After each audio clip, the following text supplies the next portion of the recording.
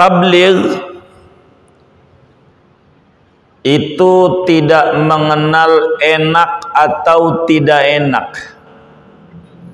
Beda sama dakwah. Tabligh itu beda dengan dakwah. Kalau dakwah lain. Kalau tabligh A, B, B, hitam-hitam, putih-putih. Itu namanya tabligh. Mau enak pada dirinya atau tidak enak, kudu disampein. Itu tabligh. Tentang apa saja Rasul. Makanya dalam surat Yasin dijelaskan wasodaqal mursalun. Para rasul itu benar semuanya. Artinya kalaulah dia tidak nyampein berarti nggak benar dia. Bila Allah nyatakan dalam Al-Quran para rasul itu benar, tidak bohong, berarti dia semua ajaran yang Allah suruh disampaikan seluruhnya tidaklah dia mati, melainkan udah beres misinya. Pesan-pesan Tuhan udah selesai disampaikan, walaupun kagak enak.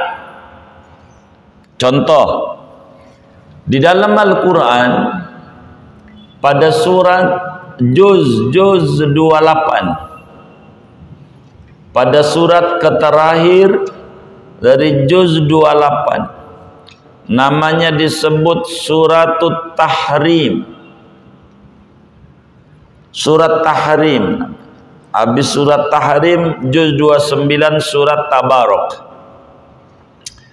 Pada surat Tahrim Allah subhanahu wa ta'ala menyatakan, ya ayyuhan nabiyyu lima tuharrimu ma ahallallahu lak tabtaghi mardata azwajik.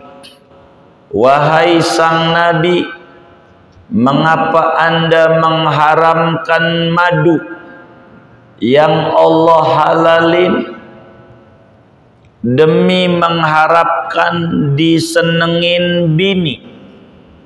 Begitu. Kenapa ini ayat?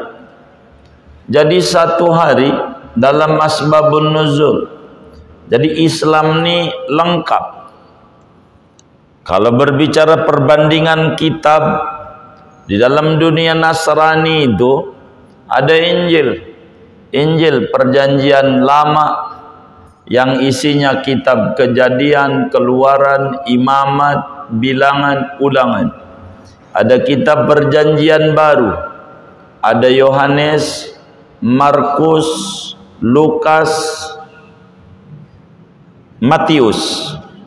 Ada 4. Itu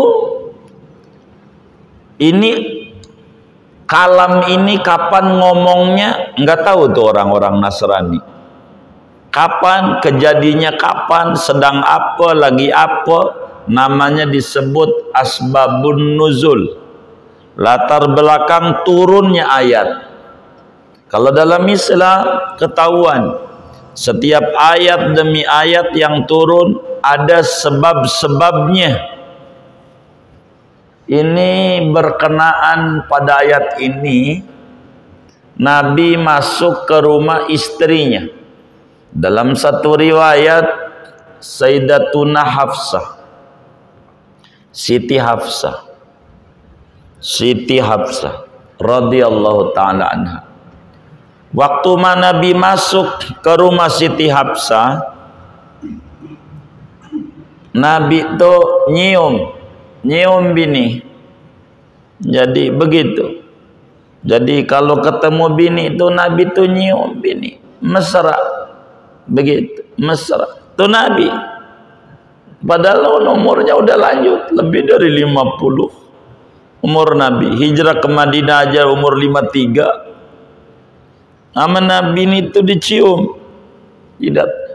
Nih yang ngaji nih, saya bagi duit. Siapa yang udah nyium bini dari tadi pagi sampai maghrib nih? Saya bagi duit nih. Enggak ada. Innalillahi wa inna ilaihi raji'un. Enggak ada ya.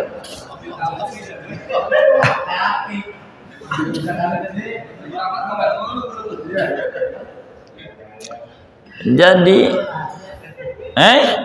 gimana? Jadi ketemu bini cium dia.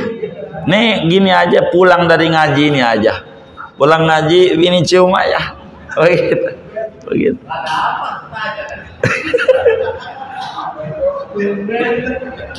Lah ngamalin ajaran agama.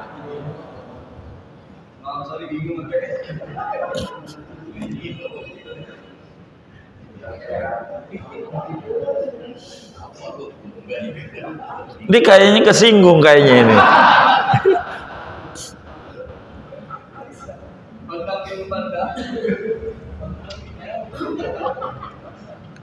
Jadi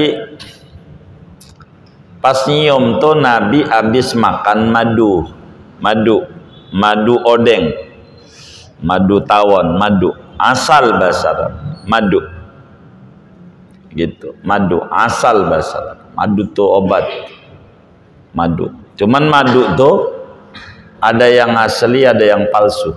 Kita harus tahu tuh ciri madu asli itu kalau dibawa ke rumah piring pecah, gelas pecah, begitu tuh. Gitu. Itu berarti madu asli tuh. Kalau begitu tuh, bener nggak? Oh iya, itu madu asli nah. Begitu.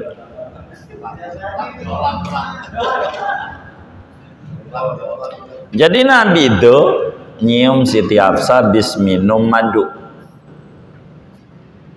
Kata Siti Hafsah, nggak suka dia. Apaan ini bang? Kan rada lengket-lengket madu. Kata Nabi madu. Kata dia, neng nggak suka madu.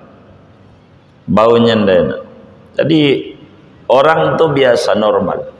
Ada yang nggak suka daging kambing, nggak suka daging ayam, nggak usah daging sapi. Macam-macam orang nggak suka tuh. Beda-beda. Itu sudah menjadi karakter manusia tuh. Berbeda-beda kesukaan. Dia tak suka sama madu. Kata Siti Hafsah, bang, neng nggak suka ini. Kata Nabi, baik, mulai hari ini madu haram. Kata Nabi, mulai hari ini madu haram. Nabi diingetin sama Allah.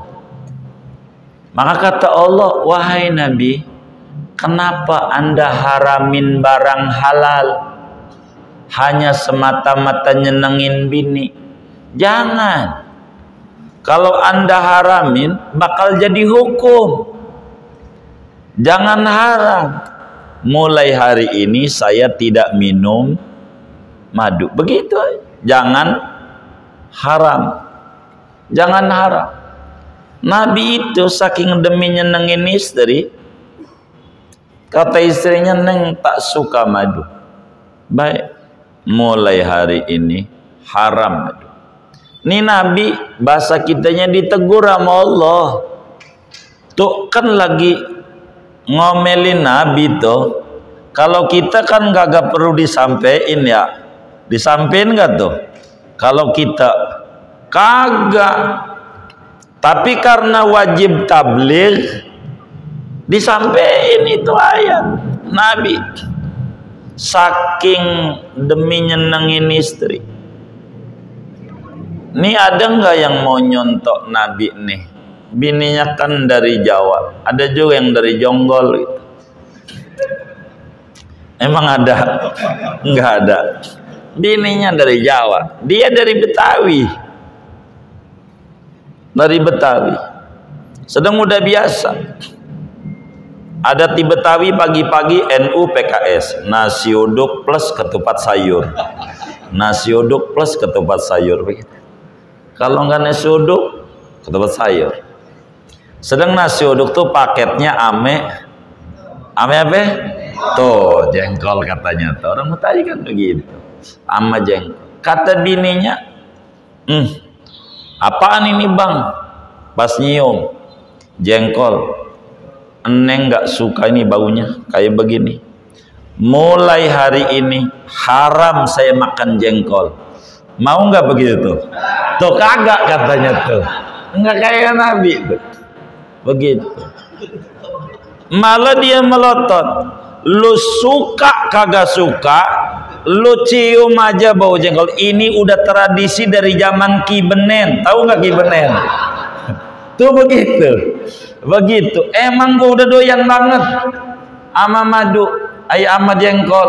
Milih cerai kalau gua disuruh berhenti makan jengkol. Sampai begitu kita. Nabi enggak. Mulai hari ini madu haram.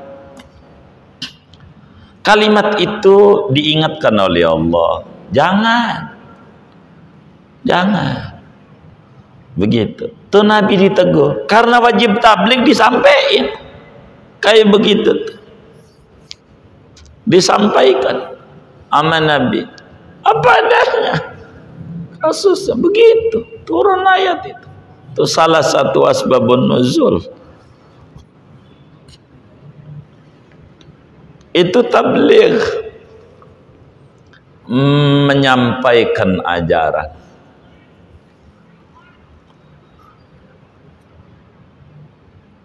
Apanya disampaikan nama Nabi? Ajaran itu. Tidak ada yang diumpetin. Kalau Nabi sampaikan, siapa yang nyolong tak nyolong, ya dipotong tangannya. Emang karena disuruh untuk menyampaikan, bukan kejem. Emang kalau hukum hitam-hitam, putih-putih, tabligh begitu. Tabligh Nabi, tidak ada yang diumpetin ajaran, semuanya disampaikan. Ajaran itu wajib tabligh. Sampai Nabi pesan nama kita juga sebagai umatnya, balighu anni walau ayah. Sampaiin, tablighlah anda umatku meski satu ayat, sepotong kata, dongengin. Kita ngobrol di gardu, dongengin hasil ngaji. Dongeng, didongengin. Namanya tabligh. Mau orang tuh menerima atau tidak urusan dia. Karena kita tidak wajib meyakinkan orang. Urusan dia yakin nerima, urusan hidayah Allah. Tabligh urusan kita. Kita diwajibin ngajarin. Tidak semua muslim disuruh jadi kiai, enggak. Tapi muslim dalam pribadinya disuruh untuk tabligh, menyampaikan ajaran. Semua kita harus jadi mubaligh, penyambung lidah Rasulullah sebisa kita. Kalau dagang, daganglah yang jujur, ngikuti Rasulullah. Kalau jadi pejabat, pejabatlah yang jujur, ngikuti Rasulullah. Tabligh. Jangan ada yang diumpet-umpetin. So kalau diumpet-umpetin bakal ada curiga. Ada apa ini ya? Sampai kayak begini amat nih. Jadi bingung juga saya. Begitu. Apa ini ya? Begitu. Kayak kasus yang terjadi di negeri seberang angin. Ada polisi nembak polisi. Yang mereksa polisi. Begitu. Iya. Itu di negeri gitu. Ada. Jadi orang jadi bertanya-tanya. Tabligh aja. Jadi transparan. Tabligh. Jadi tidak ada yang diumpet-umpetin. Bahkan cara tablighnya Nabi ahsana tabligh, dengan cara yang terbaik. Betapa ada orang datang kepada Nabi. Dia bilang begini, Nabi lagi ngajar. Orang ini datang. Kata dia, Muhammad, saya ini setelah saya amati demen sama yang kau sampaikan itu. Demen. Ajaran yang kau bawa ini saya tertarik. Muhammad, begitu. Kata dia, saya suka dengan kau. Saya pengen masuk agama engkau. Cuman khusus buat saya, kalau diizinin, saya pengen masuk agama engkau. Untuk saya pribadi, saya ini nggak bisa. Yang lain saya bisa dah. Cuman bagian ini nggak bisa. Minum, buat saya jangan dilarang. Buat saya doang khusus. Karena saya nggak bisa ninggalin itu. Minum jangan dilarang. Ama main wadon, saya nggak bisa. Jangan dilarang saya. Begitu. Ama judi. Ini tiga ini nih, buat saya tolong dibolehin aja. Buat saya nggak kuat. Kalau ninggalin ini enggak kuat. Ini aja. Kata sahabat yang lain tuh bilang begini. Yang kayak begini mah nggak Islam juga nggak apa-apa.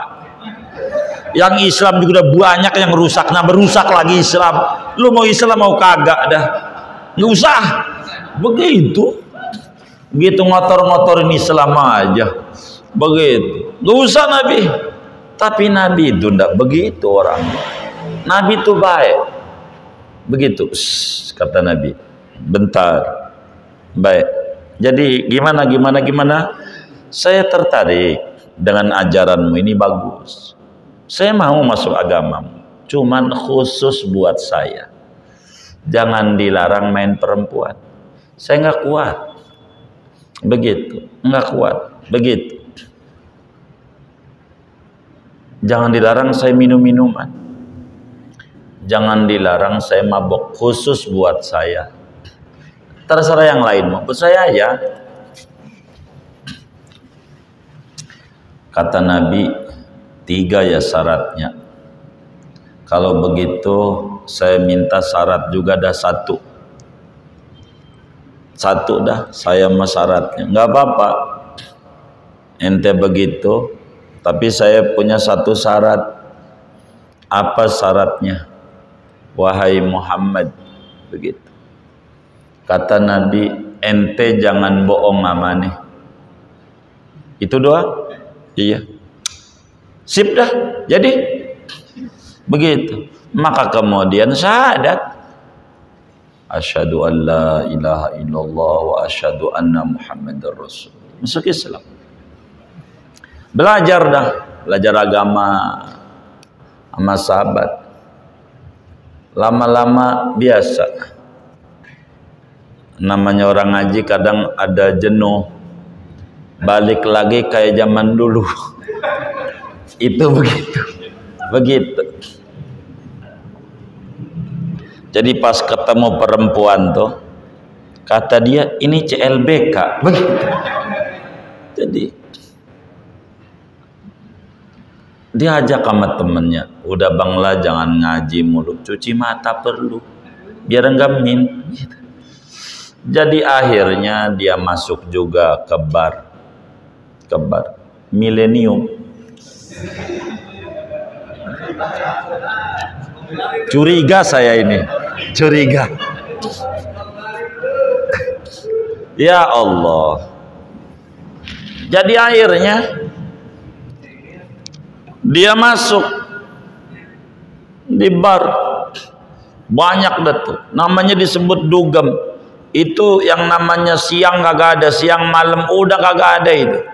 Kalau yang namanya kayak begitu, udah paling senengnya orang masuk situ. Udah mesen cewek, udah bayar, udah transaksinya, mau kencan. Lalu dia mikir, kalau saya bersetubuh amani perempuan, lalu ketemu sama Nabi Muhammad, ditanya, kamu main perempuan enggak? Saya jawab enggak, saya bohong. Jawab enggak, bohong. Saya jawab iya, saya kena rajam, lemparin batu sampai mati. Hukum Islam begitu. Saya enggak boleh bohong. Enggak ada. Enggak, duit udah dibayar kagak jadi. Udah pakai aja. Dia pulang. Temu lagi teman yang atunya. Ayolah kita minum pinggir kali tempat minumannya. Begitu. Ada aja begitu. Begitu. Ngajak minum, udah beli dia, dimodalin teh botol, cap topi miring.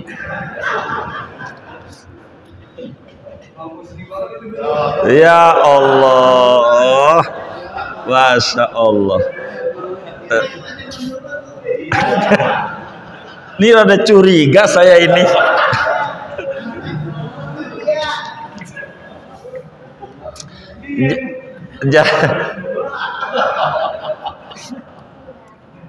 Pinggir kali lagi. Nih ya, dekat pohon bambu. Jadi akhirnya dia udah beli tuh. Dia mau minum, dia mikir, kalau saya minum lalu ketemu sama Nabi, ditanya, kamu minum enggak? Kalau dijawab enggak, saya bohong. Janji saya enggak boleh bohong sama Nabi. Kalau saya ngaku iya, saya dicambuk 40 kali. Dalam hukum Islam kudu dicambuk kalau minum 40 kali. Cambukan bisa sampai 180 ya. Tergantung kebijakan daripada penguasa. 40 80 cambukin. Lumayan juga kalau dicambukin. Enggak jadi. Dan lu mau minum dah. Enggak apa, kau pergi. Enggak. Saya udah janji sama Nabi enggak boleh bohong.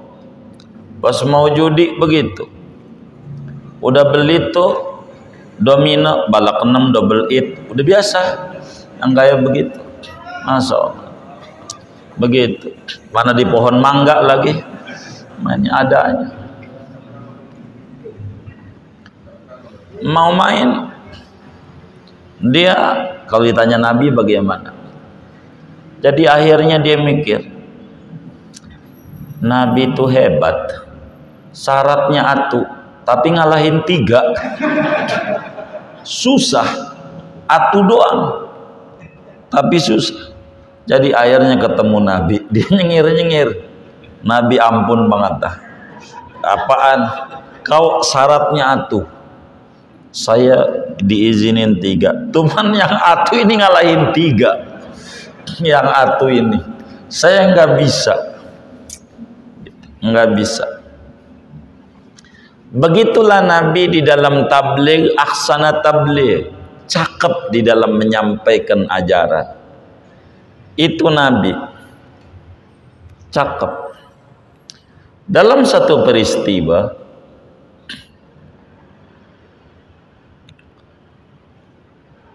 Nabi ada yang datang juga. Kata dia, Muhammad, saya tertarik dengan ajaranmu. Semuanya ajaranmu tuh masuk akal. Saya percaya Tuhan itu satu, tidak bergambar, tidak berpatung, tidak berbentuk. Saya percaya. Saya tertarik sama ajaranmu. Tapi saya ada kebiasaan satu, main perempuan ini nggak bisa buat saya. Khusus buat saya, izinin aja dah main perempuan. Saya nggak bisa kalau nggak main perempuan. Nabi sampaikan, baik, enggak apa-apa, enggak apa-apa. Kalau begitu bersyahadat, ya, syahadat. Sudah masuk Islam, syahadat. Nabi tanya, apa hobimu? Main perempuan. Kata Nabi, saya mau tanya kepadamu, bagaimana kira-kira kalau ibumu ditidurin orang? Setuju apa marah?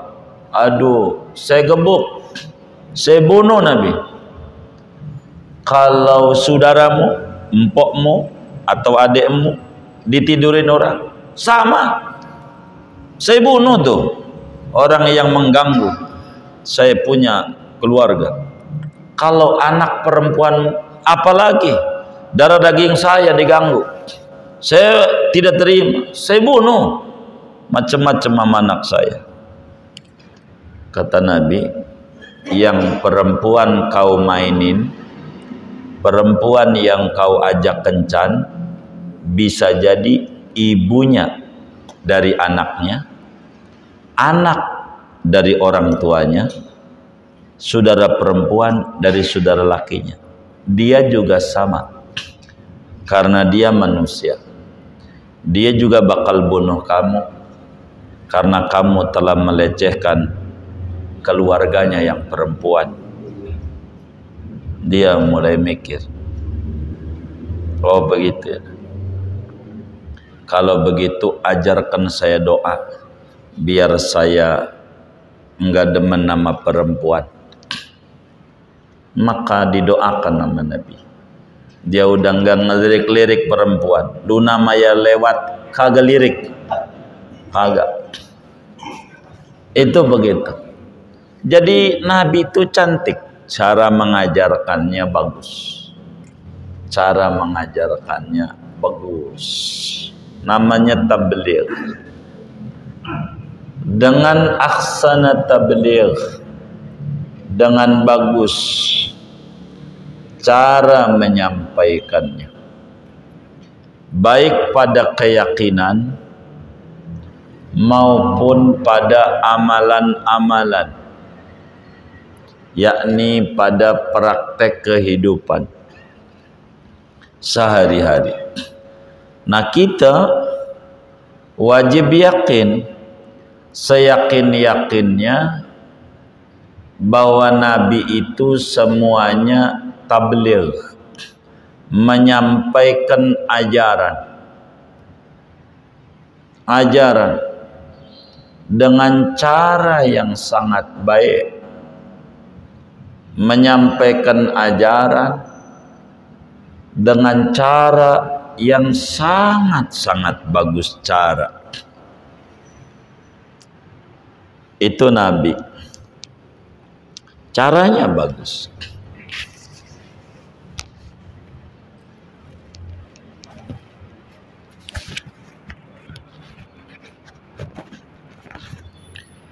Mustahil Nabi itu sifatnya kitman, menyembunyikan tuh nggak ada sama Nabi.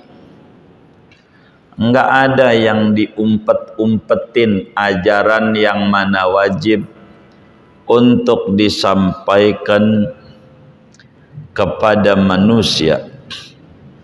Semuanya tidak ada.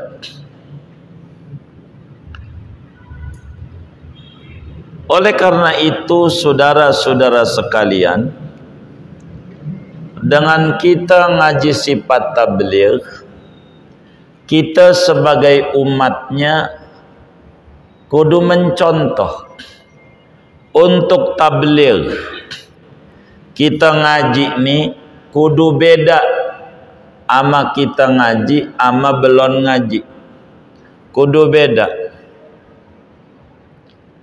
Jangan sampai kita udah ngaji lebih parah.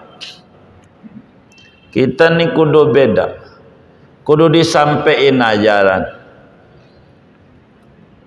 sebisa kita. Di teman-teman nongkrong kita diselipin ajaran-ajaran agama yang kita bisa.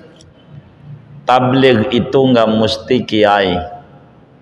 Semua kita ditugasi tabligh, tapi tidak semua kita disuruh jadi kiai.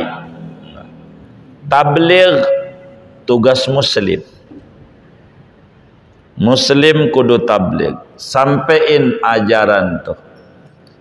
Islam itu agama yang cakep, yang bagus. Biar kita faham, sampein tentang tabligh. Tabligh itu begitu. Jadi kita sampein, kan kita punya handphone, media tabligh banyak, gunain tuh. Ada grup WA dimasukin, alhamdulillah, alhamdulillah. Kita tulis apa ke yang bagus-bagus, jangan yang nggak bagus-bagus. Itu mah di WA bikin status, lapar gue, iya pergi ke warteg kalau pengen kenyang, warteg. Yang bagus-bagus apa ke yang ditulis. Jadi biar kita dapat manfaat. Namanya tabligh. Beda orang udah ngaji sama belum ngaji, beda kelakuannya. Begitu. Ini kita diwajibkan, namanya tabligh, menyampaikan ajaran sebisa kita, di mana aja sampein tuh ajaran. Kalau temen itu enak nyampeinnya. Kalau nggak kenal lagi mabok, bang berhenti, marah dia, marah. Kalau temen enggak marah. Temen, maka kita kudu deketin. Orang yang dulu maboknya kita yang ngajak, maka benernya kudu kita ajak juga. Jangan mabok doang yang kita ajakin, bener juga kudu kita ajak. Jangan salah. Begitu dia minta nonton layar tancap, kita temenin. Kita ngaji enggak mau temenin, egois dia, rugi kita. Masa maunya dia doang, maunya kita enggak. Begitu. Ayo dong solider, lo temenin gue. Begitu. Ngapain duduk dah? Begitu. Kayak begitu. Jadi namanya tabligh, sampein ajaran apa aja dari agama, enggak perlu ngumpet. Begitu. Itu mau ngaji ngumpet-ngumpet enggak enak, takut dikata sok suci. Bagaimana? Waktu bengal aja enggak ngumpet-ngumpet. Sorry, gua mau joget nih. Begitu. Biasa aja. Enggak ngumpet-ngumpet. Ngasih duit aja tuh sama biduan, pakai di jembreng namanya, pakai digini-giniin. Begitu sambil joget-joget, udah lama dikasih, enggak diumpet-umpetin. Begitu. Ngisi kotak amal pakai tangan digini-gini. Ada enggak yang kayak begitu? Yang mana orangnya?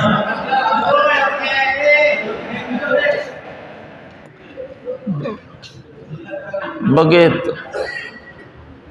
Saya tahu kenapa ditutup-tutupin 2000 itu, 2000. Sebab waktu di panggung enggak ada 2000 dia. Gocap, oh iya gocap tuh, begitu katanya. Gocap tuh berapa ya? Ya Allah. Jadi kenapa di agama harus ngumpet-ngumpet? Agama enggak mau terbuka, enggak mau ngumpet-ngumpet. Maka saya kadang marah di majelis waktu disuruh nanya, ada yang ditanya dia kagak nanya. Begitu, kagak nanya, dia diam aja.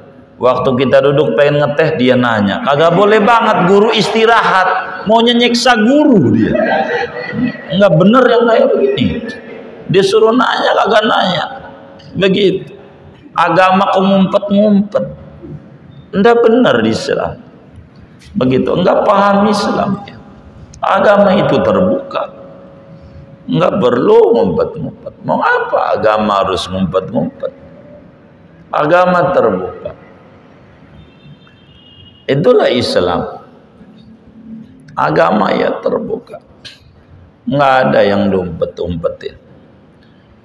Kita harus tabligh sebisa kita. Kalau sama temen enak, ngomonginnya enak, bahasanya yang bagus, kuranginlah. Yang tadinya sebotol, tengah botol dah. Pelan-pelan gitu. Kalau langsung banting setir kadang nggak bisa. Ada kalanya begitu. Diarahin pelan, pelan, pelan. Begitu. Tabligh dengan cara yang bagus. Jangan nggak bagus. Bang, tahu nggak ayam? Tahu. Ayam sholat enggak? Enggak. Orang nggak suka kayak ayam. Lu nih kayak ayam. Ini ribut. Ribut. Begitu ribut. Namanya enggak bagus cara tablighnya. Tabligh itu yang bagus.